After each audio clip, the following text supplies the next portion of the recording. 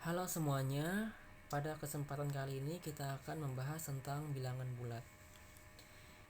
Oke, baik, pertama-tama kita perlu mengenal dulu apa itu bilangan bulat. Oke, pertama jenis-jenis bilangan. Pertama ada bilangan asli. Bilangan asli dimulai dari angka 1, 2, 3, 4, 5 dan seterusnya.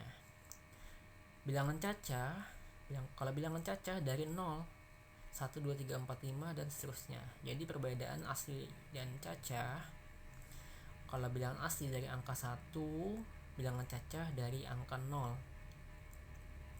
Sedangkan bilangan bulat, nah ternyata ada yang lebih kecil bilangannya daripada 0, yaitu kita menyebutnya bilangan negatif.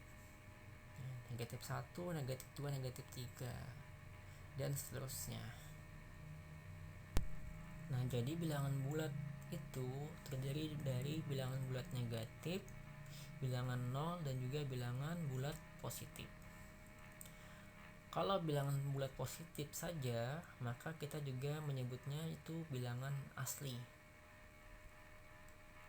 Kalau bilangan 0 dan juga bilangan bulat positif, maka juga bisa disebut dengan bilangan cacah.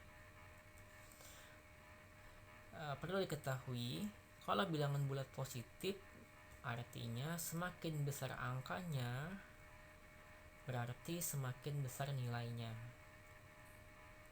Kalau bilangan bulat negatif, semakin besar angkanya berarti semakin kecil nilainya ya.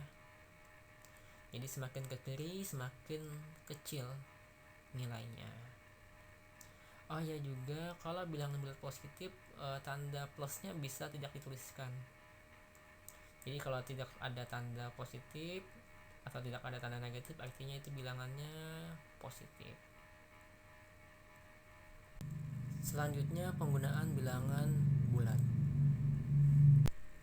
Salah satu contoh penggunaan bilangan bulat yaitu untuk menentukan posisi benda di atas atau di bawah permukaan air laut. Misalkan sebuah kapal pada gambar ini pas di tengah-tengah ya, antara pesawat dan paus, di tengah permukaan laut.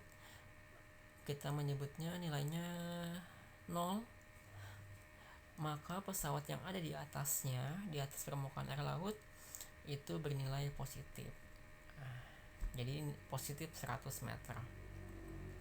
Sedangkan seekor paus yang berada di bawah permukaan air laut, kita bisa menyebutnya negatif 100 meter jaraknya. Jadi bernilai negatif kalau di bawah permukaan air laut. Sedangkan kalau di atas permukaan air laut bernilai positif. Sehingga kalau saya menyebutkan seekor benda berada negatif 100 dari permukaan laut, artinya suatu benda itu ada di bawah laut ya, di bawah air laut. Kalau saya menyebutkan positif 300 meter dari permukaan air laut, berarti benda itu ada di atas ya, di atas permukaan air laut. Baik, contoh berikutnya untuk menentukan naik atau turunnya suatu nilai saham. Nah, indeks harga saham gabungan pada gambar berikut ini. Coba lihat, ada tanda positif dan tanda negatif. Kalau tandanya positif, berarti dia menunjukkan kenaikan harga saham.